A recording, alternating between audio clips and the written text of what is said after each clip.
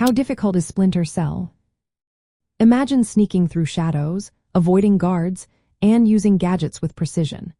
That's what playing the original Splinter Cell on the Xbox felt like back in the early 2000s. This game was known for its tough stealth gameplay that tested your patience and planning. Unlike many modern games that give you quick saves or checkpoints, Splinter Cell often forced you to replay entire sections if you got caught. That made every move count. The game's difficulty mainly comes from its focus on stealth over combat. You had to use shadows, gadgets, and silence to stay hidden. Running and guns blazing was rarely an option. Enemies had predictable patrol patterns, but learning them meant trial and error. Sometimes you'd spend minutes figuring out how to get past a guard without being seen.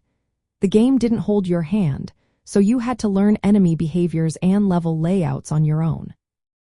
During the 2000s, the Xbox version of Splinter Cell stood out because of its impressive lighting effects.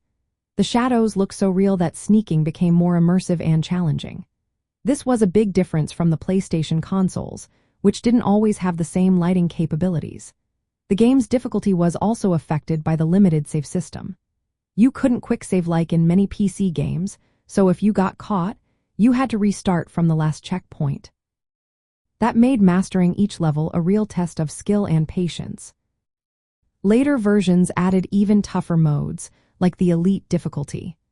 On this setting, players started with no ammunition, less health, and no quick saves.